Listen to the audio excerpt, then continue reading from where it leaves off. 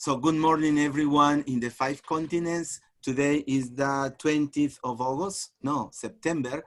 And today we have a very special guest speaker, Christine Coombe in Dubai. Let me remind you that in Peru and Colombia it's 9:30. In Canada, it's 7:30 a.m., but in Dubai it's 6:30 p.m. So we are going to respect the time because Christine needs to relax and rest. Before we start our Christine's presentation, let me say a few words about Christine and what is going to happen next Sunday. As usual, let me express my gratitude to all of you, especially the guest speakers. And I like this quote, appreciation and gratitude. The root of joy is gratefulness. It is not joy that makes us grateful. It is gratitude that makes us joyful. Agree or disagree? I agree. Everyone. If somebody disagrees, so sorry. Well, next Sunday we'll have Mauricio Arango from Colombia, and he will be talking about facilitating online instruction through personalized material. So thank you very much, Mauricio, next Sunday. The first time that I met and I saw Christine, it was at a NUPI conference 2011. And let me say an anecdote, Christine, that I learned from you. And everywhere I go, I mention you. You finished your presentation. It was not a workshop, it was a plenary. Okay, and at the end of the plenary, I approached to you and I said, hello, my name is Jaime, I'm from Piura, Peru. I'm the teacher training unit coordinator.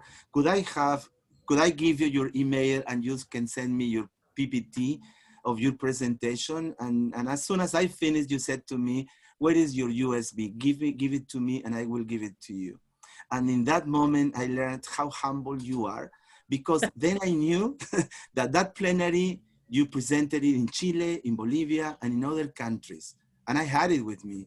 And I say, wow, nobody does that. So then I learned a great lesson about how to be real humble. Thank you very much, Christine. Thank you. I learned that you were part of this team writing this book, Second Language Assessment, the Cambridge Guide to, and also language teacher research in the Middle East, right? And also a practical guide to assessing English language learner. Is this the book that talks about the cornerstones of assessment, Christine? Yes, it is. Yeah, I've used that topic everywhere. and I always mention your name, of course, and people just love that. And also professionalizing your English language teaching. So, okay. So thank you so much, dear Christine. Let me read a little bit about your experience. Christine Coombe has a PhD in foreign second language education from the Ohio State University. She's currently on the English faculty of Dubai Men's College. She's the former testing and measurement supervisor at UAE University and assessment coordinator of Zayed University. Zayed? Is that the way? Yeah. Zayed University. Christine is co-editor of the books I have mentioned before. And Christine has lived and worked in the Arabian Gulf for the past 21 years. Is that okay? 21 years? 28 now. 28 years, wow. Yeah. Wow. In this capacity, she has served as the president and past president of TESOL Arabia and as the founder and co-chair of the TESOL Arabia Testing Special Interest Group, who organize the current trends in English language testing conference. Christine is also the founder and chair of the TESOL Arabia Leadership and Management's SEIG. During her tenure in the Middle East, she has won many awards, including 2002 SPAN Fellowship for Research in Second Foreign Language Assessment, 2002, 2003 TOEFL Outstanding Young Scholar Award, and many other mentions. Most recently, she served on the TESOL board of directors as convention chair for Tampa 2006 and was the recipient of the Chancellor's Teacher of the Year for 2003-2004. She served as TESOL president 2011, 2012, and was a member of the TESOL Board of Directors. Christine received the British Council International Assessment Award for 2013. So let's give her a big round of virtual applauses. So the screen is yours, Christine, and welcome to the 5 continents. Thank you so much. Thank you, Christine. Bear with me while I find my PowerPoint. Okay, okay. Thank you. Today, we're going to talk about a topic that is very important to me, and that's productivity. For those of you who know me, you know that goal setting and achievement is very important. And I have been a student of the productivity literature for many years because it is important, I think, for everybody probably who's attending this webinar or this discussion forum so early in the morning on what I assume for you is a weekend. You're interested in becoming more productive and more efficient. So I think I'm talking at least to kindred spirits. So what I'm going to do is I'm going to share a little bit about some of the research with regard to productivity and how it relates to TESOL teachers. And we're going to look at some of the generalist literature as well as some of the field-specific literature. And I hope to share with you the results of a little study that I and a colleague did on this very topic. Then I hope we have some time at the end to answer questions and for you to tell me a little bit about some of the strategies you have to be more productive and efficient. So let's get started. You might be thinking, why this topic? When Jaime showed you a lot or talked a little bit about my professional background, I am more often invited to give presentations on assessment than I am on a topic like this. So thank you, Jaime, for letting me suggest this topic. Usually people, they always want to hear about testing, but it's really— I told you, I told you. Thank you. Thank But you. not that I don't like testing, it's an interesting field, but I'm really very into other topics at the moment. So why this topic? Why the topic of productivity?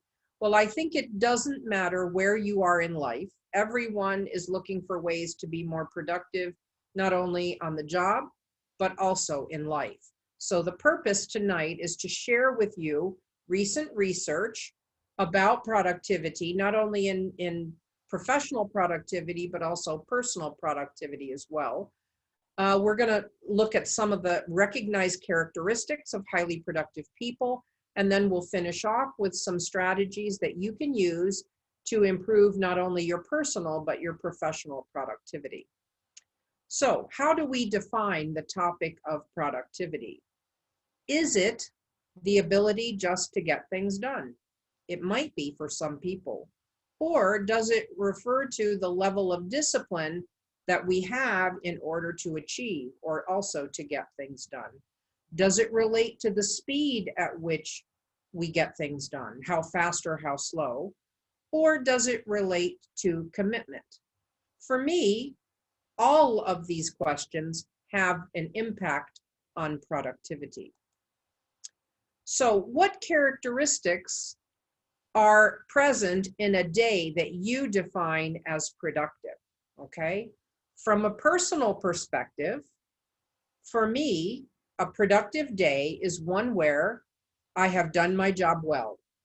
And more often than not, my day now with online teaching, because the format is so new to me, oftentimes I judge my day by whether my students could all hear me online, I didn't have connection problems, and I successfully delivered my lesson in an online format. So oftentimes I judge the positivity of my day based on how my classes go. Whereas before this era, other things came into play. So for me, a day that is productive is one where I've done my job well.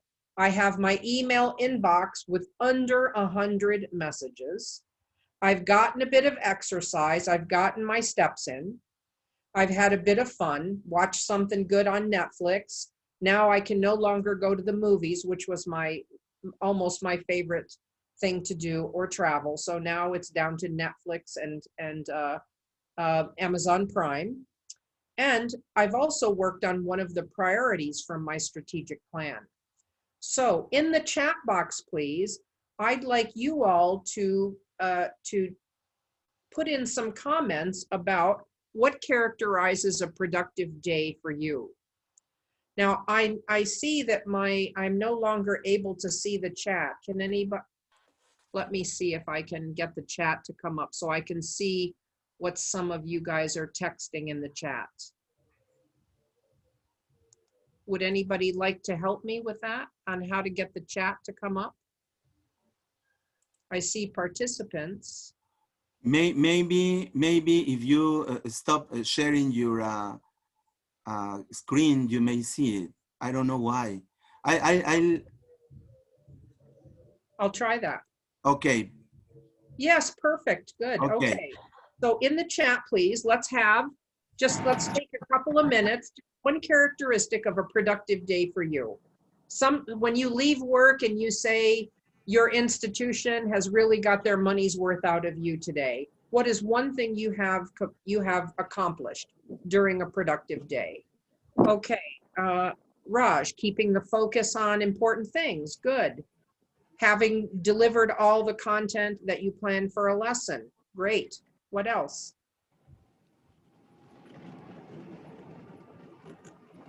Learn something. Wow, that's a good one that I want to actually add to my list. That's true. Okay, learning outcomes, taught dynamic classes. Perfect. Okay, I think we're all pretty much on the same wavelength here. But reflecting on this would be something that might help you on what is a productive day for you. I have to say that if I look at my day now, I feel that today was not such a productive day for me. Why? Because we've been told, you know how sometimes you get something silly takes over your whole day. We have to have by every 2 weeks we have to have a COVID test in order to access our campus. So the next 2 days are where we have to go and get our COVID test. So the instructions we've got they're not clear. And of course, we have to drive like an hour to go get this test, but it's hard if you're a teacher because you have classes every couple of hours, so you really can't disappear from campus. It's a big old drama now. So in fact, instead of doing my priorities today, I have spent hours dithering around trying to find out more information, and I'm still no closer to knowing what to do for the COVID. So I've basically said, tomorrow is another day. My inbox has 177 messages in it. I'm currently at 7,000 steps, so I've almost met my 12,000 step a day goal. And I have worked on one of the priorities from my strategic plan. So I'll give today kind of a 5 out of 10 on the productivity scale for myself. So I think looking at your day and basically seeing whether you've met your goals and how you're doing is one good way to have a more productive day. So let's look at some key research on productivity. In a major study by Microsoft, this study revealed that we are only productive 3 days a week. And this is based on a 45-hour week with only 17 of those hours being productive. Now, the next time and another finding is that it is often very rare to have 2 very productive days in a row. Think about the next time you have a really productive day, you might say to yourself, oh, if only tomorrow could be this productive. Well, a high probability, unfortunately, is that you're not going to follow up a really productive day with yet another really productive day. So the next time you have a productive day, think about what's going to happen the following day. And probably 9 times out of 10, you're not going to follow up a really productive day with yet another one because of the 3-day-a-week productivity. Also, productivity is linked with happiness because happy people are 12% more productive than unhappy people. So doing things that increase your happiness quotient or your happiness levels will make you more productive. And if you ever write me back again to do another session, Jaime, I'd love to talk to you about happiness and how it links to life satisfaction. That's another area that I'm very interested in. Please, Christine, we will be more than happy and more than delighted to have you. All right, so please invite me again. I will. Fantastic. Another research finding that links to productivity is how we spend our time. So technically, it's not the amount of time we spend on a project that counts.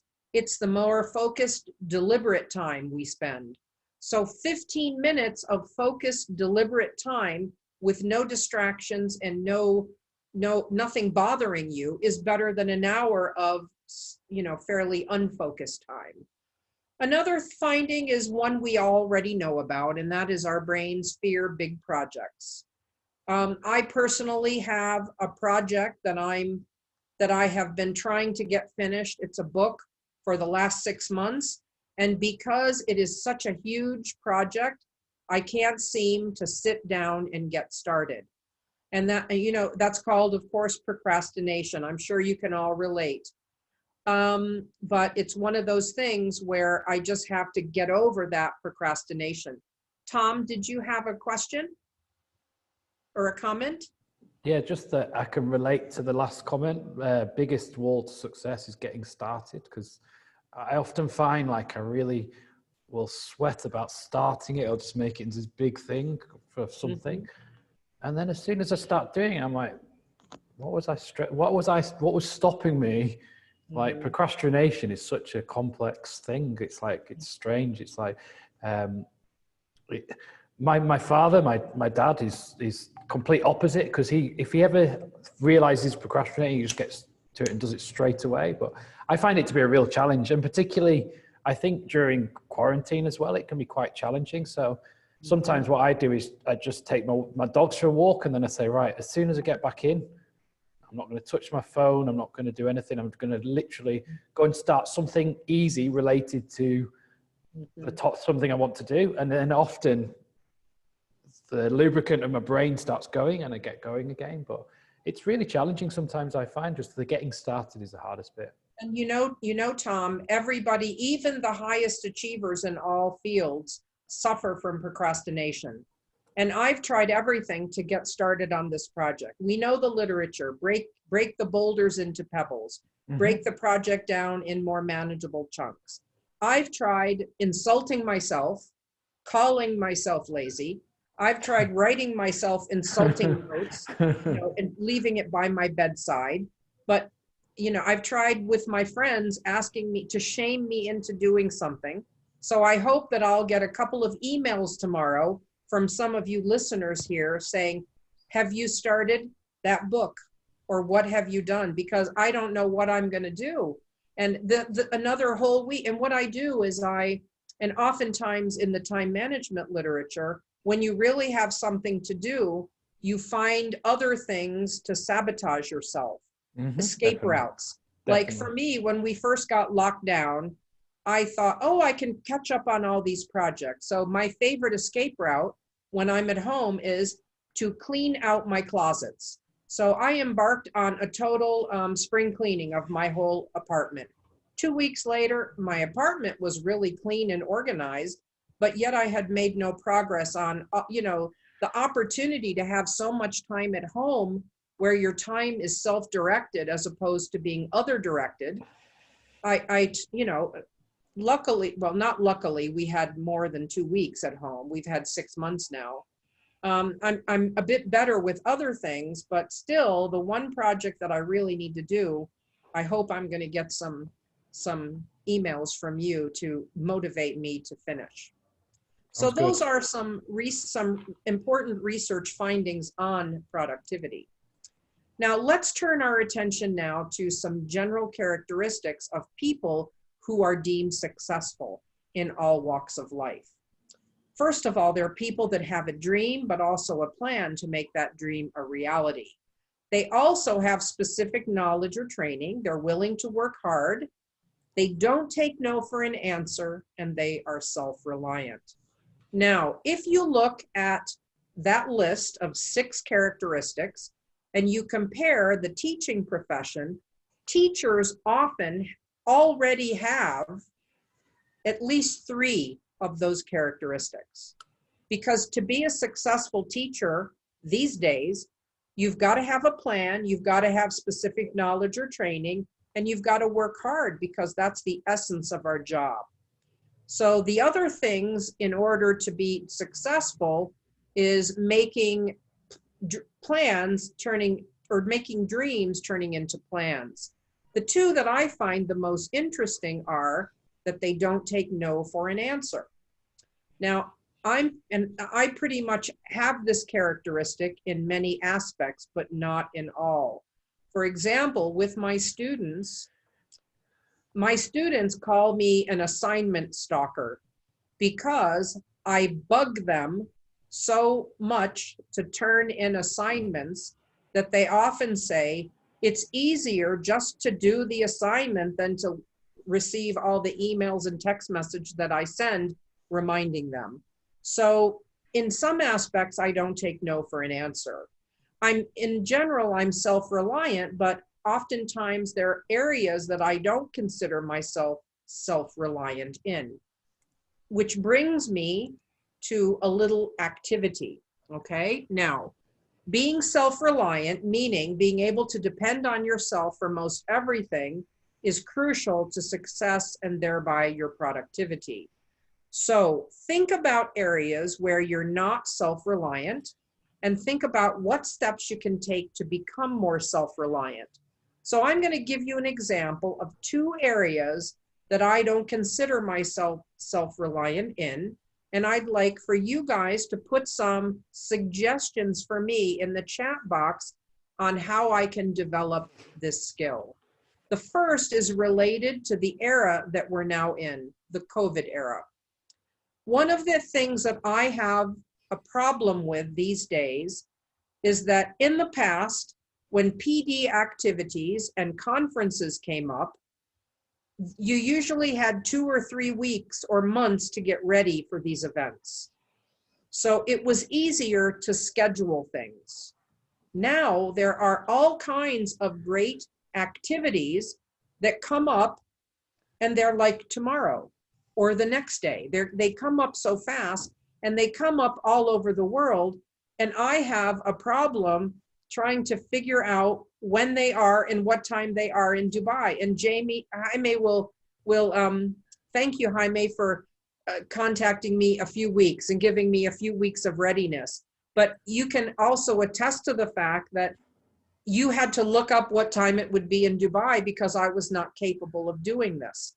So what are some suggestions that you have that might help me in this regard? How can I organize myself better? Navigating different time frames and different time zones. Any ideas? How do you do it? Well, first of all, Christine, let me thank you once again, because when I contacted you, you immediately said yes. But then yeah. I followed you in Facebook and I saw that you were presenting there and you were presenting there and everywhere. And I say, how does she do it? It's precisely talking about the time, because it was in different parts of the world. And that is true. So how can we help you? I don't know. Let's listen to the audience. How can we help everyone about this issue?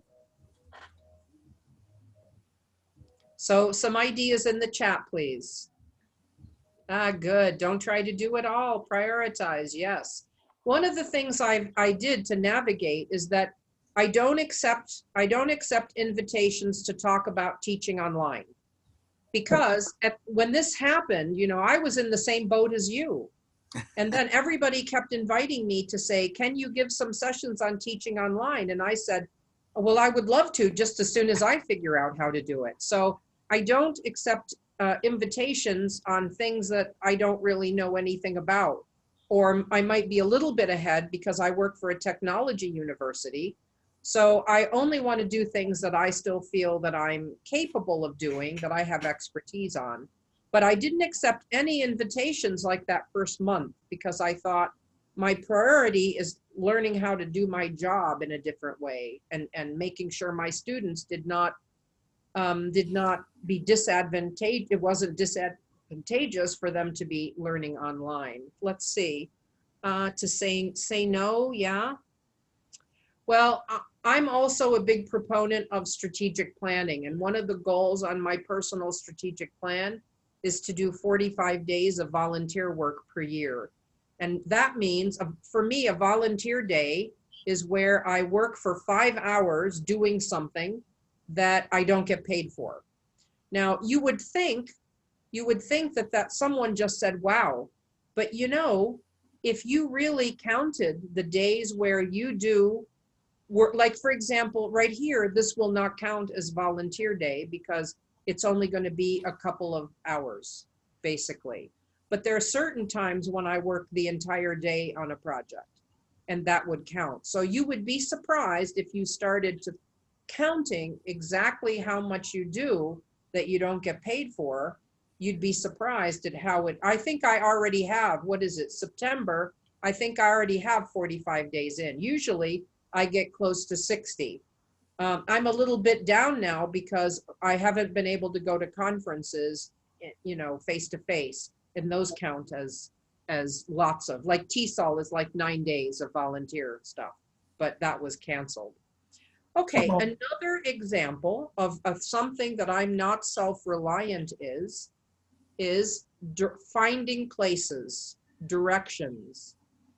So oftentimes, I feel like one of the things that stresses me out about the COVID test is that I have to drive somewhere that I don't know where I'm going in the middle of the day, and traffic in Dubai is horrific going to this place.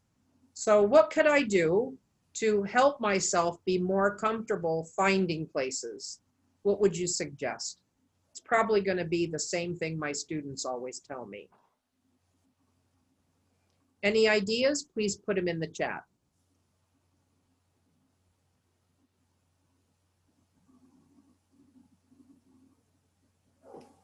Bring my compass. Well, the students tell me, Miss, Google Maps. But, you know, and I really like Google Maps, but I don't really like having to look at a phone and try to find myself. I like to actually keep my eyes on the road, and they don't have a response to that. Okay, thank you very much. So now I'd like a couple of volunteers to offer, maybe turn on your mic, to offer something that you are not self-reliant in, and we're going to try to give you some ideas on how you could get more self-reliant. Could I have a volunteer to turn their mic on? There will be a free ticket to Dubai for the volunteers. I wish. I only wish I could. Yeah. I would like, good morning. I would like to be one of them. Okay, thank you, Isabel Vargas. In where? In Peru, Isabel Vargas? Here. I'm from Peru. I'm proud to be Peruvian. I'm from Lima. Okay. Somebody else? Here. Cynthia Chavez in Peru too. Perfect. Okay. Cynthia, would you like to start? You're on my screen, and then we'll go to Cynthia and Isabel. Isabel, are you there? Yes, I'm here. Go ahead and turn your mic on and share, please. Okay. I would like that you give me some ideas about, I usually feel more motivated when I have the support of my family. Right. Okay. When I don't have the support of my family, sometimes I feel sad, but I also reflect, pray to my Lord, believe on myself that I can do it. But sometimes, okay, I usually get my goals, achieve my objective. But I would like that it could be, sometimes I would like to be, that I could have also the support of my family. Mm-hmm. This is an interesting topic because oftentimes my family is very supportive, but they're not teachers, nor are they academics. And that's why it's so important to have a network of critical friends like the one you've created here, where you get together with kindred spirits and like-minded people. Because I remember, unfortunately, I lost my father a couple of years ago and my mother as well. But they used to say to me things like, well, you've written a few books. Why do you need to write any more? Okay, and you know, they have a point, okay? But only someone in the field, someone like another, or you've already been to 3 conferences. Why do you need to go to any more? But only someone who understands what academia is and what making a contribution to the knowledge base of the field is. Now, although my dad really liked the fact that I have a lot of books, and he used to have an entire row on the on his bookcase of books written by me, and that was kind of cute. But he had a point there. You know, why do you or why do you have to attend another PD session?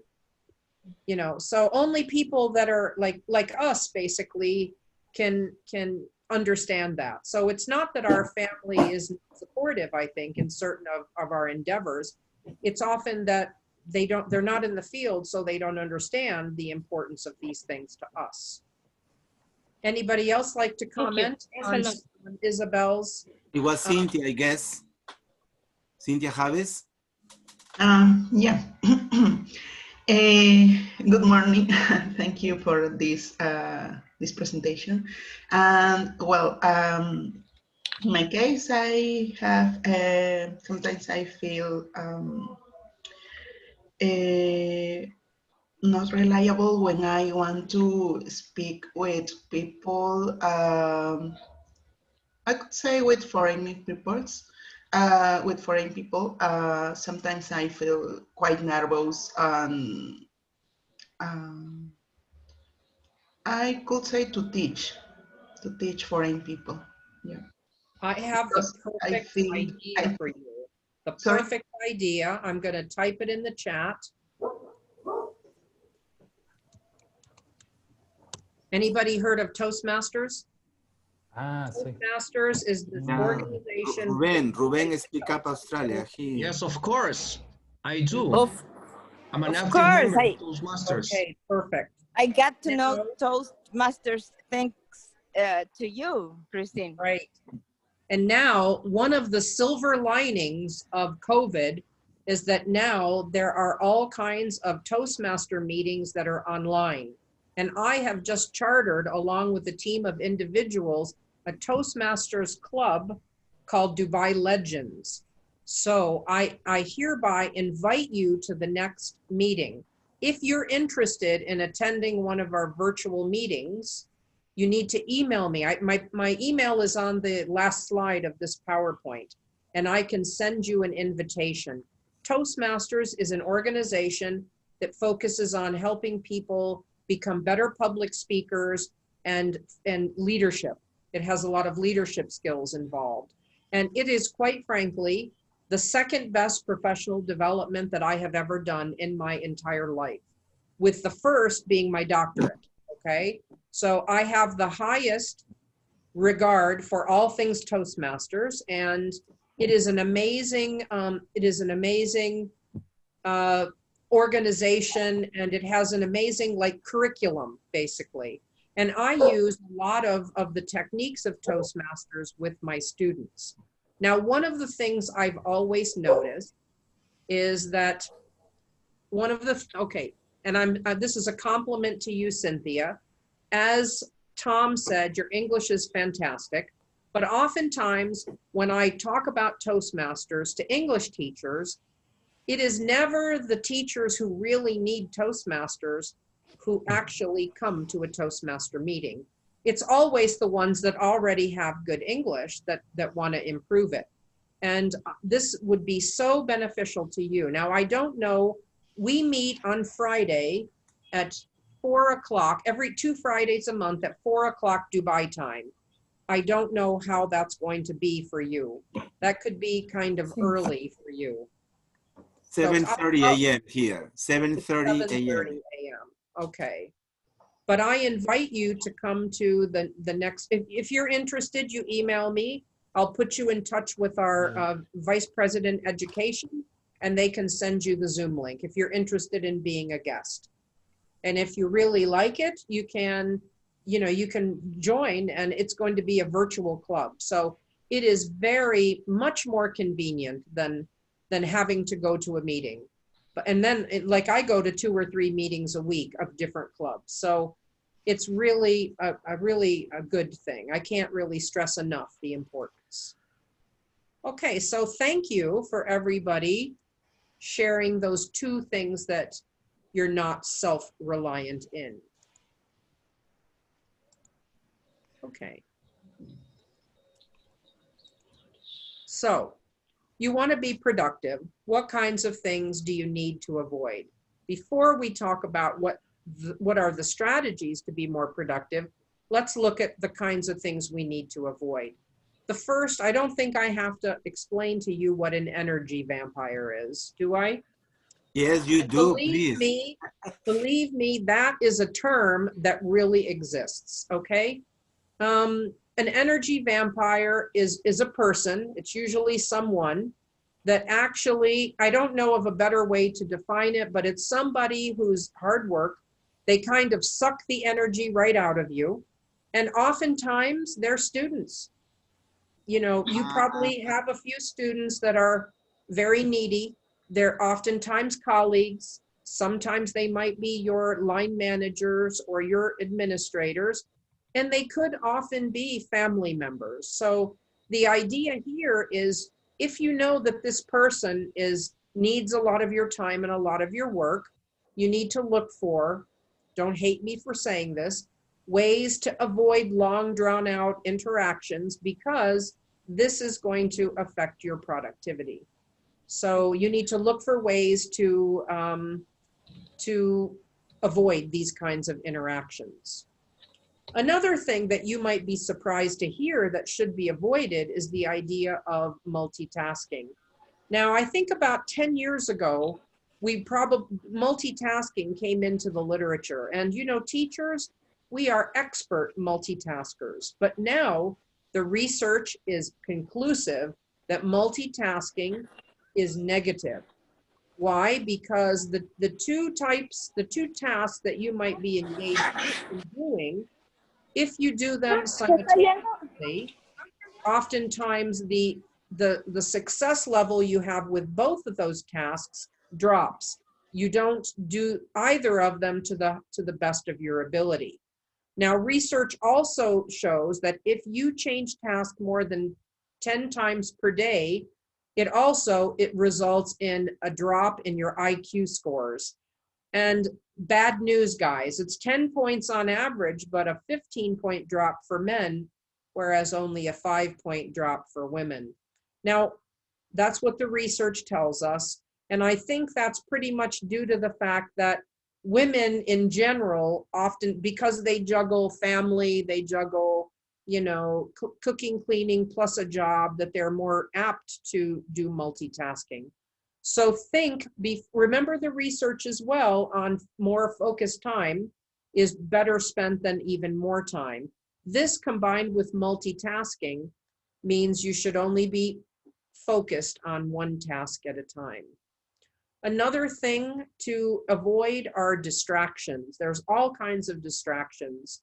What are my most common distractions? Email. And now, because they've raised our class limit. Now, maybe this is not so high for you, but they've raised our number of students to 60 per class. So every time I send out an email to a class, everything is in the email that I've just said, but then I get 20 emails back. When is the test? So I have to say, read the email. Is it me? I think I write very clearly. And then I have 4 classes with 60 people in them, and the students don't tell me which class they're in or which subjects, because I teach different subjects. So the first response I get is, which class are you in and what time is the class?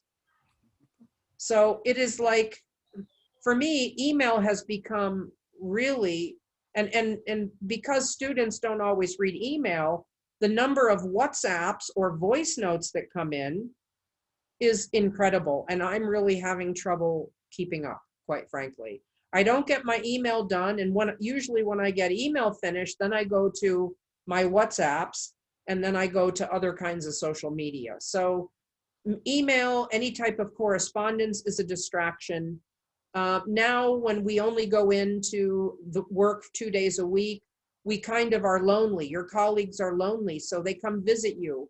So there's a lot of conversations that kind of come up, and you look like you're antisocial if you don't say hi and chat with people.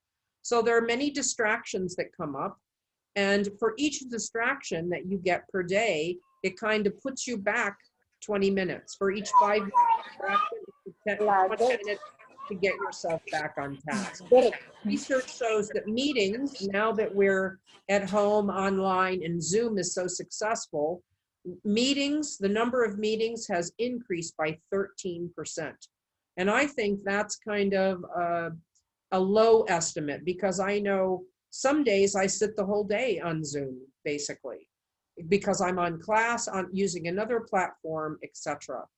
Also, being available all the time is one of those things where, you know, we just got an email from our management saying the administration wants us only to send emails between 9 o'clock in the morning and 5 o'clock at night. So, I mean, how many of you can only send emails during this time? Most of this time, we're all in class teaching. So if you're teaching, you can't really be sending emails. So I think this is going to be even more exacerbated as the COVID era goes on. So these are some things that you need to avoid if you want to be more productive. I guess, sorry, Christine, that this issue you were talking about is one of the biggest problems we all teachers have now. And we are stressed, and we are fed up, and we are tired, and we are exhausted. And our because I said that, but our administrators or our bosses think that they are the only ones we have to read. We also have students, we tell the students to send their emails from this time to this time, but they always need something, because it's not the same like teaching face-to-face or teaching in front of a screen. And they are also tired, and they are also exhausted, because they have different teachers, different personalities, different ways. And I think that one of the biggest problems of teachers is this one, that we have to read emails, we have to read WhatsApp messages, and also attend meetings. And I know people who have meetings at 8 p.m. from schools, because that's the time when they are supposed to be free or have nothing else to do. Well, I don't know for me, Jaime, I agree completely.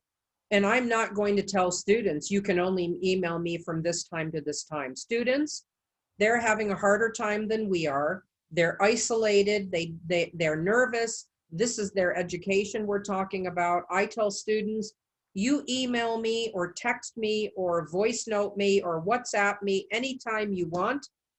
If I'm awake, I'll answer. The only time because I feel that it's my job to help them figure this out.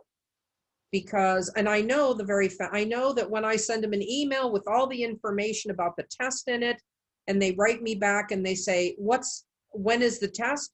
I know it's because they're nervous, basically, and they just need me to do something personalized, basically. So, and before I wouldn't really do this because I saw them 4 hours a week, face to face. And I said, anytime you need to find me, I teach in these rooms, just come find me. Okay. And I had enough face to face and they were calm and relaxed. But now the whole situation for them, they need to relax and calm down, basically. So I'm not going to tell students, you can only email me from this time to this time. That seems kind of cruel. But I won't email my administrators during these times because apparently they need their downtime. And, you know, but Agree with you. So before this all happened, a colleague and I, we wanted to do a study on productivity. We were having a chat. The study evolved. We were in the cafeteria talking about another project. And this colleague, Phil Quirk is his name. Some of you might know his professional reputation. He said, Christine, how do you do everything that you do? And then I said, Phil, I was wondering the same thing about you. How do you get everything done? So he said, we should do some research to see how colleagues that we consider productive tend to fit it all in. So we did. That's what we did. We put together. We put together a questionnaire. And first, we identified the types of teachers that we wanted to use in our sample. And they were teachers that seemed to fit it all in. They were great at their jobs, and they, in addition to their jobs, they engaged in personal and professional activities outside the job. They went to conferences, they did volunteer outreach, they published, they did research, etc. So we created an open-ended question survey, and we wanted to find out how they managed to do what they do and to discover their secrets for success. So I'm going to spend a few minutes sharing this with you. So we collected some demographics from them. As you know, demographic information is information you collect from a population because you want to know your population in a better way. So we thought maybe gender would have something to do with it. We thought maybe age. We wanted to know if the most productive people had masters or doctorates or whatever.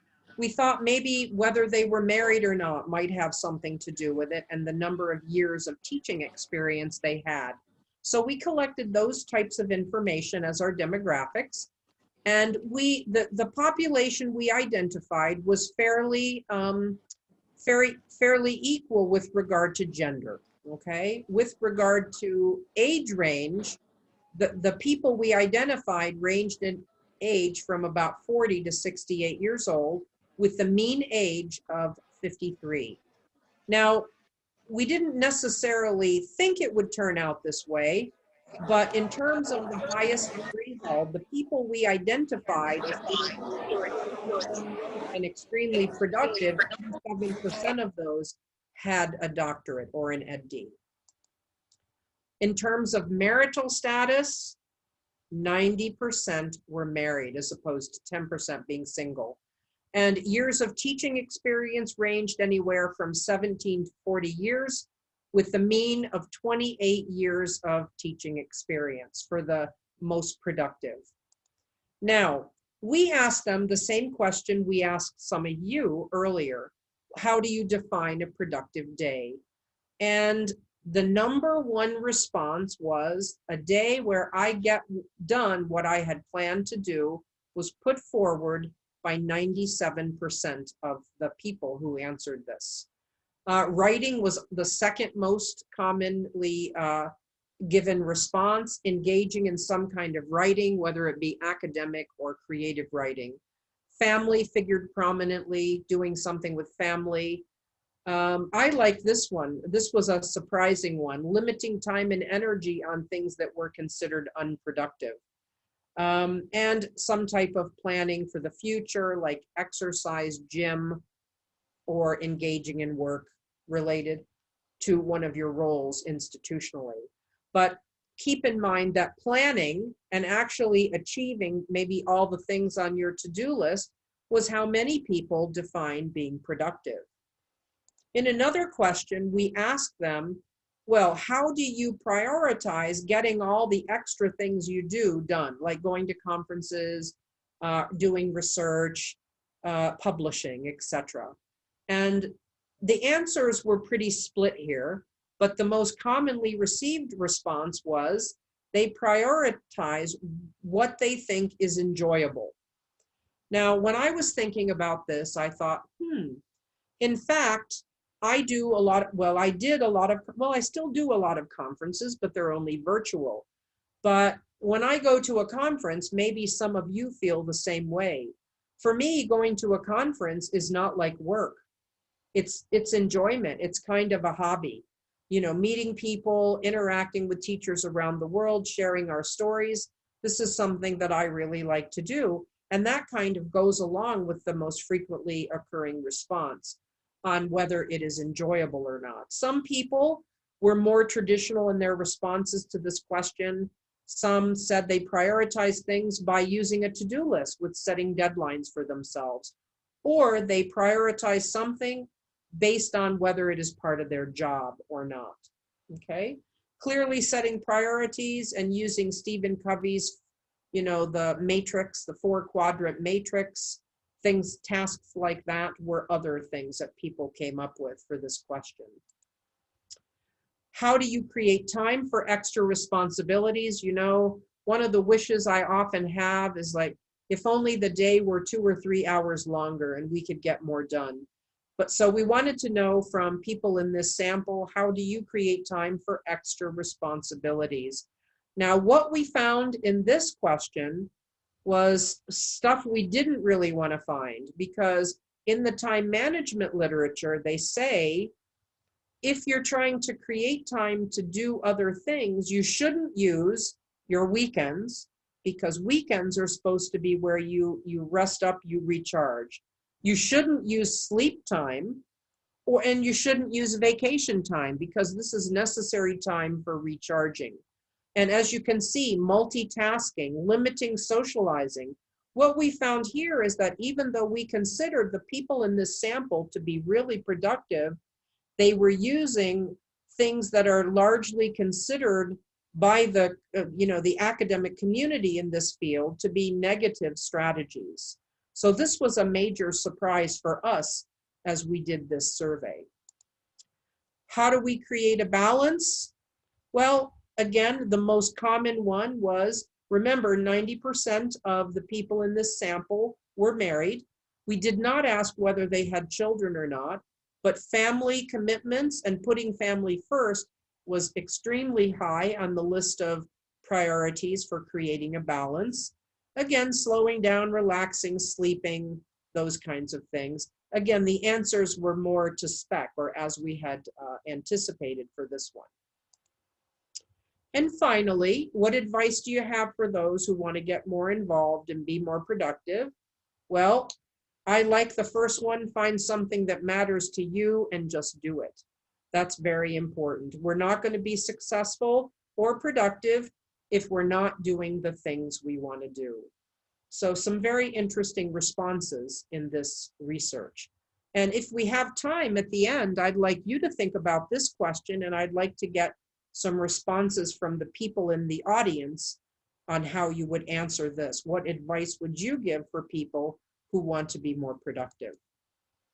So let's see what the research tells us about the most productive people. Well, first on the list, they know what is important to them and what inspires them. This is critical if you want to be not only successful, but productive. Also, another key strategy is to plan their day, and most of them do so the night before. We'll talk about the importance of the morning, using your mornings properly.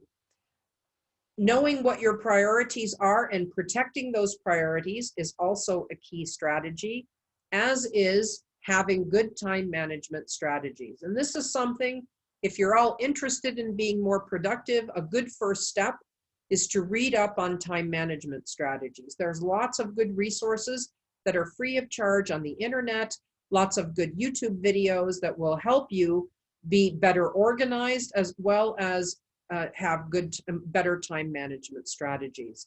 The most productive people also equip themselves with the right tools. Now, this is, I want to say, what do I mean by the right tools? Well, the right tools means, especially at this time, do you have a computer or a laptop that you can count on? Is your phone fairly recent? Do you have the apps that you need? this might mean investing in yourself. Now, when I did the research, this study, this had an important impact on me because I found that 3 things I needed. For example, I had a car that was 16 years old and it was always breaking down. And I was one of those people, oh, I love this car. Let's get 1 more year out of this car. But then I thought, and then we started to have to check in, fingerprint in and out. And if you didn't fingerprint in and out on time, you lost a day's salary. They deducted a day's salary, which could be pretty pricey.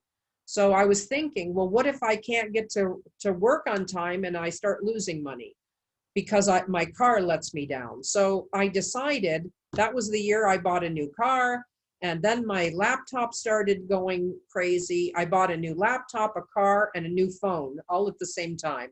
I felt really keen about myself, thinking I have invested in myself by having the right tools that I need to be successful. And I know that the whole access, Wi-Fi access, that kind of thing is something we really need to be able to count on these days. In fact, last weekend, my Wi-Fi went out for 2 hours and it was the weekend. And then I started crying because I thought, what am I going to do? I can't go to work. I'm only allowed to go to work 2 days a week for 6 hours a day. And you know, now if your Wi-Fi goes out for 15 minutes, you're like 3 days behind with your work. And I thought, and luckily, you know, I found out what the problem was, but I thought, you know, I thought I was coping really well, and I'm not usually a crier, but boy, I was kind of emotional when my Wi-Fi disappeared. So equipping yourself with the right tools is very critical.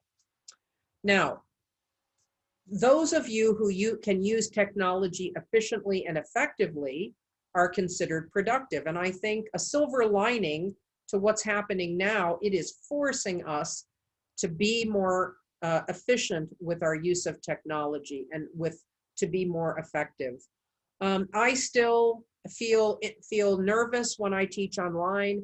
In fact, I feel like instead of having 30 years of teaching experience and being relaxed, if something doesn't go wrong, I start to flip out, and my students can sense it. The other day, a student said, "Don't worry, miss. It's okay. You're doing a great job." And I thought, isn't it my job to say those kinds of things to students? Yes, and it is.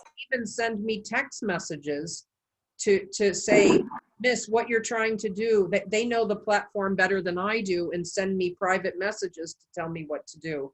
I see, Tim, you have your hand raised. Tom. Oh, Tom, sorry. No problem. Just one thing, I really agree with you about the investing in like the right tools and stuff. Like, couldn't agree more. Like it's something sometimes when you've in testing time for a lot of instability, we don't want to part with money because money is obviously very, very important at the time. But for example, I've bought things that I perhaps wouldn't have bought because I'm in the house 23 hours a day. So I want my house to be a sanctuary of a place that's comfortable. But actually, one thing that I would really advise if people aren't doing it, I actually bought a second monitor last year, but not thinking about this situation before COVID. And I would, if anyone in this meeting has not got a second monitor, go out and buy one, because it helps me so much with doing work, checking work. It really does. And it also helps with online classes as well, because for example, you can focus, you can have your video on the second screen. One tool that I couldn't live without now. So anyone that doesn't have a second monitor, I would highly recommend to research getting one. Okay. Okay, Yes. I'll get my second monitor. Really? Okay, I might think about that. Okay, and you just set it up with the laptop? So easy to do, like so easy. It's like bang, you just plug it in as HDMI, and anyone that doesn't have one, like as soon as you have one, you'll realize how better it is. For example, if you're managing 60 students, Christina, you can have them on your second screen, for example, or for example, you might have your presentation and you just need to have some notes that you're reviewing at the same time. Or if you're marking, for example, you're marking something, you have something on your second monitor, rather than continually having to open a document, close the document, open the document, close the document. It's a godsend. So I'd highly recommend. Okay, well, that's good. That's something to think about. I was thinking, I have actually 2 laptops. I was thinking having another one open when I attend an event, so I can listen and, you know, like work at the same time, do email. But that's very interesting. Okay, something to think about. Let's move on to organizational skills, and I'd like to share Stack's 30-second or less rule. And this is a rule that will help you determine whether you are well organized or not. And the rule is, if you're looking for something, you are well organized if you can find it in 30 seconds or less, whether that be a book, or whether that be a document, a printout, or something on your computer. Now, 30 seconds, I don't know, test that out. And it's for those people who basically say, you know, my desk might be a mess, but I know where everything is located. Well, Stack's 30-second or less rule will help you.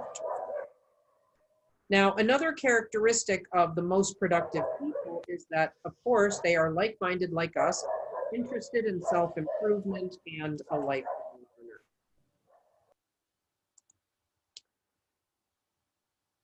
Very productive people live in the now. They are mindful. And that is so important these days, because we can't really, I'm kind of, you know, I used to be a planner, and, you know, and that has really been a problem for me this year, because my summer vacation was all planned and paid for in January. And that resulted in a huge loss of time and money.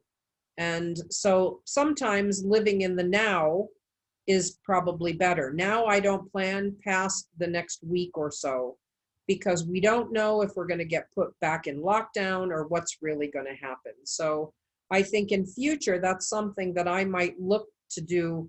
I might be, I hate to say it, more last minute when I do things like that. Having systems in place that automate processes is a good, not only productivity strategy, but one that'll help you manage your time. A couple examples of that would be, I really like traveling, and oftentimes I have certain lists of, if I'm going to a conference, what are the absolute things I need to take with me?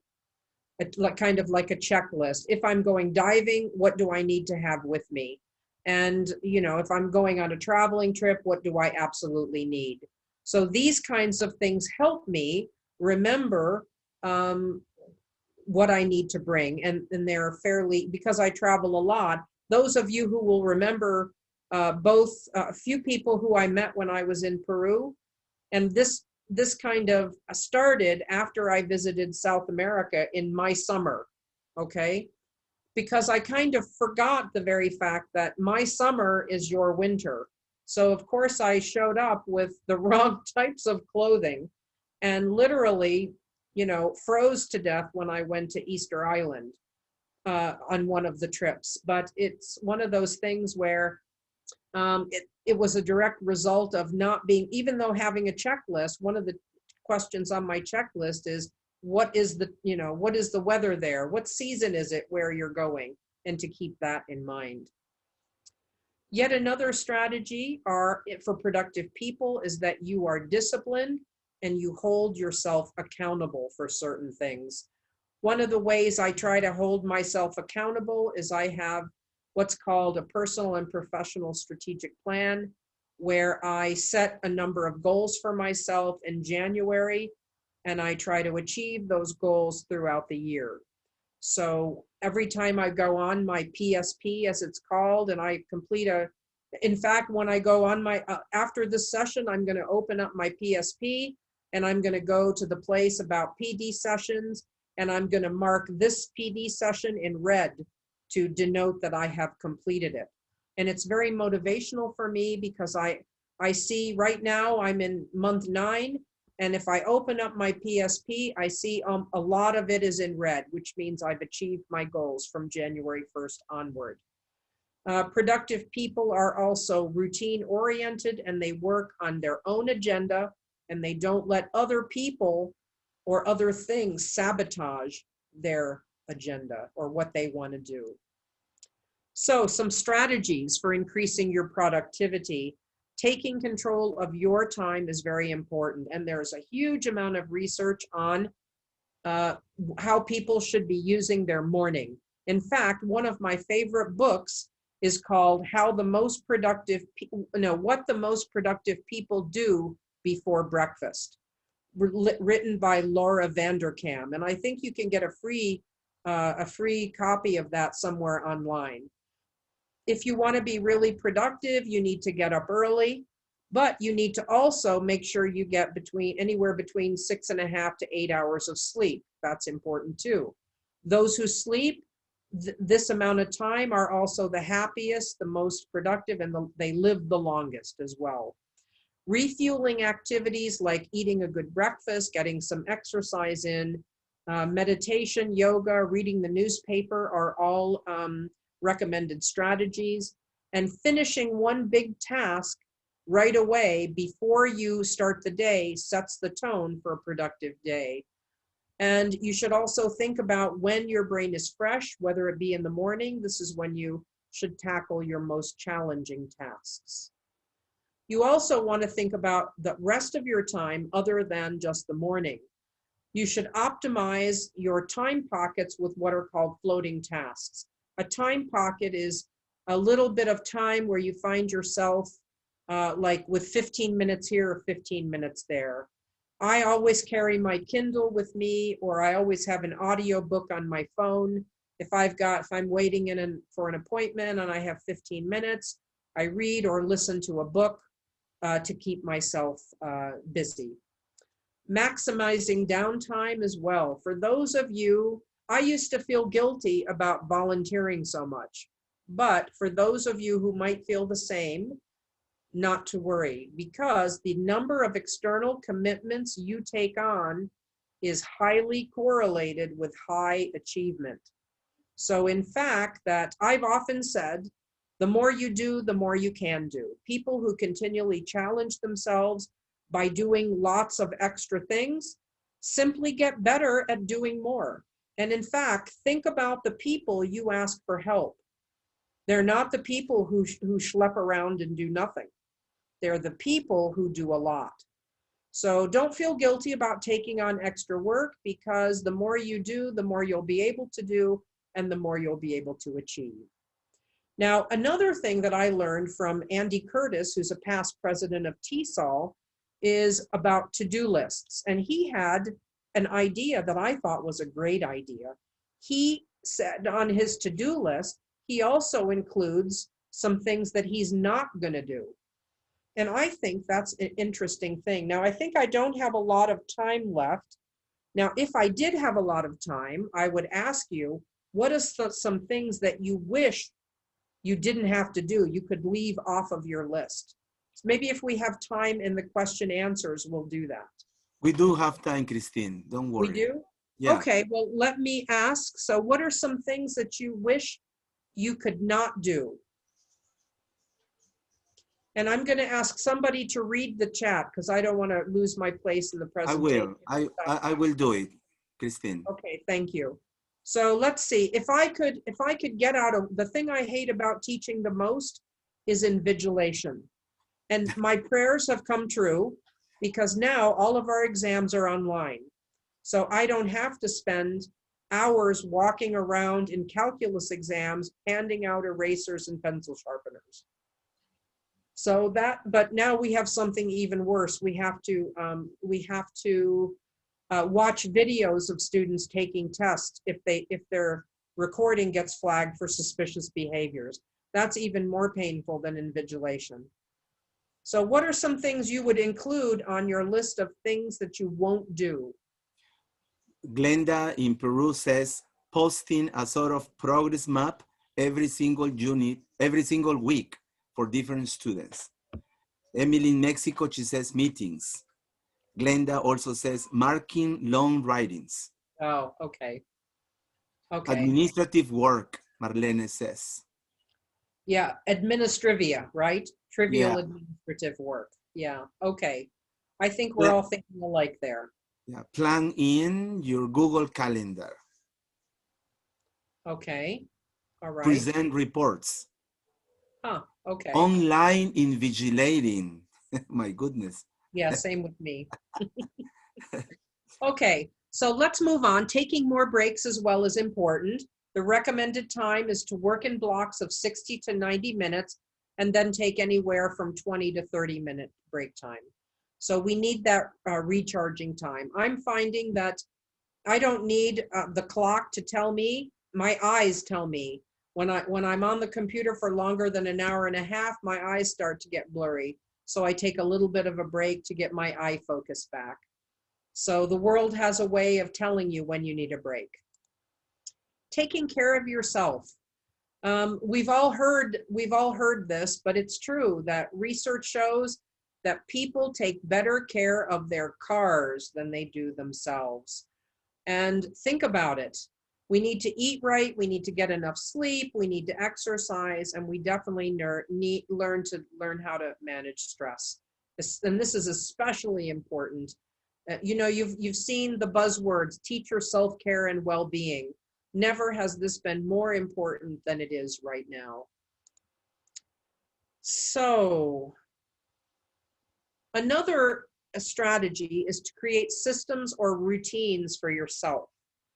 So what is one system or routine that you have in place that you think has made yourself more efficient? Could I have a couple of answers, please? I'll give you an example. When I'm working at home, I live in an apartment building where the walking in the halls around my building is exactly 250 steps, and it takes me 2.5 minutes. So when every hour, 10 minutes to the hour, I stand up and I walk 4 times around my hallway for 1,000 steps. And in 9 hours, or 10 hours, I have my 10,000 steps in. And it doesn't seem, and that's made me more efficient, and also to get my steps in and to you know, get my energy levels up. Could I have some secrets that you share to make you more efficient? What is something that you do? Just a couple of volunteers. Just pop it in the chat box, please. Well, Gabriela in Trujillo says she dances Zumba, pamper my pet and my parents, breathe in for relaxation, play with music, play with my cats, listening to music in English and French. I do some woodworking. Edison Santa Cruz in break dance, Ruben. Wow. Well, one thing I can tell you that I really like, it's a dance exercise program called Body Groove on Demand. And it has really I don't belong, but they have a lot of free stuff you can access. And it's really a good workout, and you can get them for 3 minutes, 5 minutes, half an hour. It's really good. So that's one thing that I often do if I need to get my blood moving. Another strategy is to establish a network of outside collaborators, or what is called tribes in the productivity literature. And that's pretty much like-minded individuals. And I can see that you all have already, I think perhaps we would call it a community of practice more so with what we're doing. And I think I meet with so many different groups every week. I have my the quiz team that I use, that I meet with. I have my TESOL Gulf people, Nile TESOL, the TESOL Career Path Development CPD, now your group. So many different groups. Toastmasters has evolved. So I no longer feel as lonely as I once did, because when we were on, you know, I don't know what your situation is, but when we were on lockdown, we had to have a permit from the police to go to the grocery store. So you couldn't even go out in the hallway, basically. You were really locked down. It was the true sense of lockdown. So it got to, I like my own company, but I got pretty lonely during those, you know, the first couple of months. Saying yes to everything. If you say yes to everything, you will stop having what is called elite productivity. And elite productivity means being productive in a certain specific area. So thinking about what is one thing in your life that you wish you would have said no to, that could be, could I have some ideas on that in the chat box? What is one thing in your life you wish you had said no to? And it might not be too late. Yeah. So any regrets of people? No one is regretting yet. But maybe, for example, me, I would say to organize these meetings, as I said before, I didn't think it was going to take that much time, but we have created our own tribe, family, and community that instead it is like a river where we swim and relax and have fun. And I thank for that.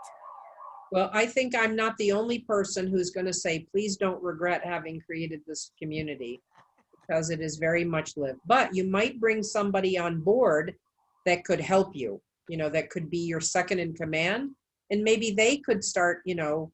I will. Okay. Thank you for the idea. So rewarding yourself for a job well done is also one good strategy. And for me, my usual reward mechanism, especially when I had done something really big, was I would plan a trip because I love traveling. But now travel is no longer, you know, up there. So the research basically says you shouldn't really reward yourself with, I used to also reward myself with ice cream or with like pastries. That's not such a good idea either. But what is a reward mechanism that you can, you know, what can you give yourself, you know, for saying what are you going to do, Jaime, after this is all over tonight? Are you going to reward yourself for having put together, I don't know how many participants we have Well, today? here we have 23, and in Facebook Live, like 50. Oh, I usually reward myself singing in the karaoke. I got my personal karaoke, and I drink 2-3 glasses of wine, and then I finish up very relaxed and very happy. So you have your own karaoke machine? Yeah, it's a little one, portable, but it's enough in my bedroom, and I have the time of my life. What's your specialty? Do you have a certain number that you? Number of what? No, your number, like the song you're most famous for singing in karaoke. I don't know. It takes me an hour and 30 minutes. Yeah, but do you have a song that you're really good at singing? Like whenever you get invited for karaoke, that's the one you sing? Your go-to. I get it. It depends on the mood. Okay. The people. All right. Maybe we should have karaoke night with this community. Why not? Brilliant idea. Yeah. Yay, let's do it. Yeah, let's do it. Elizabeth, you will be the first one. Okay. Cool. So remember that what in Peru with the upgrade. So we used to sing in our free time just to after a very demanding day of training. Yes, Great. we did. So remember, when you've done something really well and been extremely productive, reward yourself for a job well done. Perhaps the last thing I want to talk about is the importance of strategic planning. According to Stack, every minute that is spent in planning is said to save you 20 minutes of effort. This is a huge productivity hack. So I truly recommend that you should involve yourself in personal strategic planning. I am convinced that the reason that I have been able to establish or to achieve my biggest goal for professionally, and that's being TESOL president, was because I started the process of personal strategic planning. And, you know, way back in 2008, when I started the process, I had a 1.5-page strategic plan, or PSP. Now my PSP is 51 pages. It might seem like, wow, that's a lot of things to achieve, but you'd be surprised when you put everything you want to do or you do down on paper, it really adds up. So I really recommend personal and professional strategic planning. So I'll end this session with one of my favorite quotes that has to do with achievement and personal excellence. The road to personal excellence, in my view, has no end. Another of my favorite quotations, let's see if you can remember or you know who actually said it. The best never rest. Do you know who said that? No. Henry Ford. The best never rest. So I think that even though you've achieved most of your goals or you're well on your way to achieving your goals, keep setting goals, because as you do, this will make you more productive. So there's my number, there's my mobile if you want to WhatsApp me. But again, as I told you before, I'm much quicker on email than I am, unfortunately, on WhatsApp or social media. So I think if we have some time for question and answers. Yes, we do. We do have some time. If we do have some time, if you stop sharing your screen, dear Christine, so we can have a look at everyone. Well, number one, before everyone start asking questions, thank you once again, Christine, because now there are many things that are clearer for all of us. Like it's important to pay attention to the teacher's well-being. We have our own tribe, and we need to draft a personal strategic plan. And there is no end in our personal career, in our personal development. So I invite everyone to make a question, a brief question or a small comment about what we have learned this very productive morning and evening in Dubai. Yes. Please. And remember, if you want to come to a Toastmaster meeting, I'm putting my email in the chat in case you didn't get it. Yeah. Christine, I had a question about the Toastmaster. Is it becoming international because it's a Zoom now, or is it still? It's Toastmasters has always been international. And I don't think there are any more face-to-face meetings as per Toastmasters International. Eventually, it's going to go, you know, face-to-face. But now take advantage. I think our club will remain virtual because we chartered our club, meaning founded our club based on it going to be virtual. So take advantage of, you know, the situation now. And you might also look to see if there's already Toastmasters clubs in your country. By doing that, you go to... I just want to clarify my question. I've been to Toastmasters. I've done programs. What I'm looking for is to engage with international leaders and trainers on a Toastmasters. And so wanted to see if your membership was international. Well, we are, yes, but you become a member of a club. For example, Dubai Legends is the club that I just chartered. And we have, you know, Toastmasters in my part of the world, we're near the top of the world. In fact, we've had a world champion of public speaking 3 years ago, came from our district. And we had a third in the world come a couple years before that. And my student, also made it to the world championships of public speaking. He didn't qualify, but he made it. And that's a huge thing for a non-native speaker of English to actually make it and win. So I was very proud. It was, in fact, one of my most proudest moments as a teacher to help that student along. But I really recommend it. And first, our own club, for example, we have people of all nationalities because it's a community club, but most of the people, the leadership is basically based in the Gulf, the Arabian Peninsula and the Gulf. Thank you. That clarifies my question. Christine, appreciate that. Christine, I have to express my gratitude and my happiness for you to mention Toastmasters, which means a lot. I really learned a lot from it because communication and leadership is an issue for most of us. And in this place, we learn how to deal with it, and we can apply, as you said, in our classrooms for our students, because communication is the key for successful communication, and understanding. So I'm really glad, I've been a member of Toastmasters since 1992 here. Wow. Okay. Our club is about to celebrate our 60th anniversary. It started in 1960 here. So are you based in Peru? Yeah, sure. I'm a past president of Lima Toastmasters Club here. And I have a dual membership with Oregon in the United States.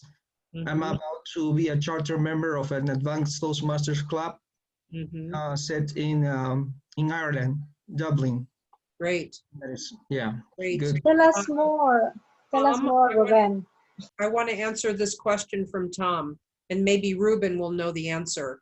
Tom, there are clubs in Spanish and French and Arabic. I'm not sure if there's one in where if you're in Peru. Yes, we do. So, a Toastmasters organization is like Rotary clubs. Actually, we have an agreement with Rotary Club around the world. We also have one here in Lima, Peru.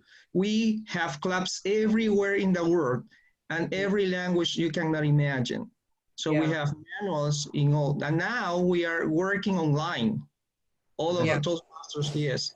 But in the next year, probably some of them are going to be back in the physical meetings, but others are going to remain, or others are going to have hybrid. Dual sessions. Once a month, probably virtual, and the others physical. So it's good because we have discovered that in this remote thing, we can share ideas with people around the world. And you can visit Toastmaster sessions every time you want. You can be in Europe, you can be in China, you can be in Egypt, everywhere. And you can share your ideas with us. It's a tremendous thing, and I always recommend my colleagues and everyone who wants to improve their communication skills to be part of it. Yes. Yeah, the link is, I'll type the link. Yeah. www.toastmasters.org. And then either on the left or the right, you will find the link, find a club. So you click on that link and then you put the country and the city, and it'll give you a list of all the clubs that already exist. So that's the way and then you choose. We have so many clubs. We have over 100 clubs just in Dubai. So if you have a certain day or evening you want to do it, you find a time, you find a neighborhood. I don't know if there's that much selection in Peru, but definitely if I come back to Peru, I'm going to want to come to Lima Toastmasters, Ruben. Sure. In fact, when I travel a lot, I look to see if there's a Toastmaster Club meeting, and I often try to go to a Toastmaster meeting if I'm in a like a conference venue or something. Yes, we have two clubs, one in English, one in Spanish. Okay, so Tom, you were asking, are you in Peru? I don't know. It says England. Yeah, well, I'm from England, but I'm in Peru. I'm just on the website now, just looking at it. Thanks. It says there's 3 clubs in Lima, so I presume, Ruben, then at least one of those is in Spanish. Thanks. Yeah, one is closed. The 2 others are open. Ah, fantastic. Are they on? I'm going to do my research. Fantastic. Yeah. Sure. Brilliant. Thank you for that. Great idea. I think, Christine, what you're bringing up is also it helps us understand diversity and how people relate and how people communicate and be a more inclusive global community. Exactly. So I'm going to say you're welcome, because as soon as you go to a Toastmaster, you're going to want to think, oh, I'm going to thank her the next time I see him. So I'm saying you're welcome already, because I know you love it as I do. Anybody else who wants to make a comment? Okay, hello, Christine. I am Mauricio from Colombia.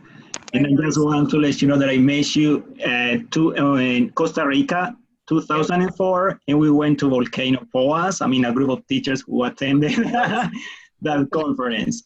Okay. Also, I remind that I went to Peru TESOL 2015, and I loved your presentation early in the morning at this time.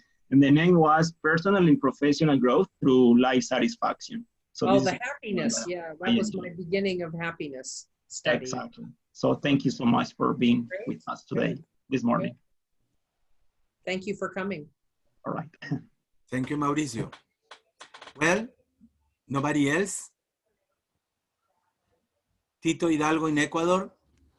Yes. Hello, Ms. Christine. Hi there, Tito. The question is, in social psychology, there's a tendency that people answer to surveys based on what the surveyor might want to hear, but not really what they do.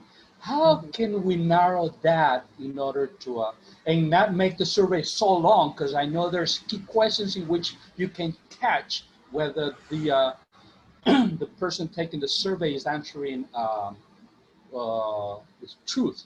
So how can we narrow that down and really use those results to guide others on what the tendencies are about productivity in this case? Well, the thing is, first of all, you should always make your surveys anonymous and confidential, because what often happens, the tendency for people to answer surveys to tell you what they think you want to hear is called the halo effect.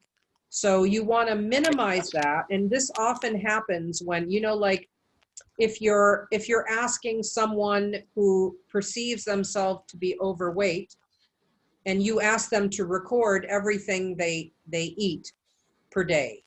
So somebody who's thin doesn't have a problem with writing down what they've eaten, but somebody like me who eats too much might forget, you know, they might put only the vegetables in the salad they eat, but forget about the Snickers bar and the milkshake, right? So this is another tendency. So as long as you have anonymity and confidentiality, people are more apt to do that. But you also want to not have a survey that's too long.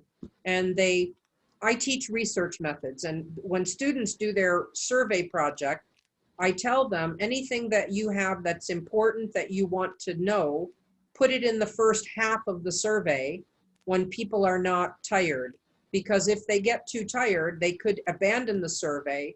But if the questions you really want to have answered are in the first part of it, you might be able to salvage some of their data. But you really can't do anything, because if people, it's like student evaluations of teaching.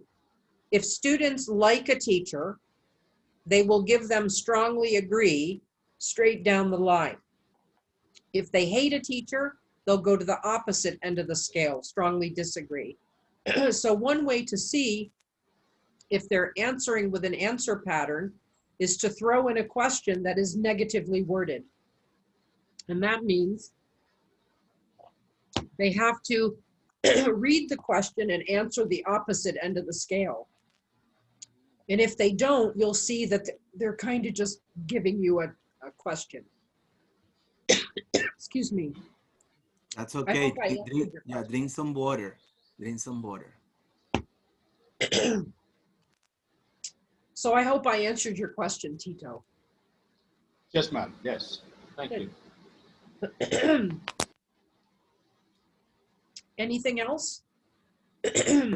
Before we conclude our meeting?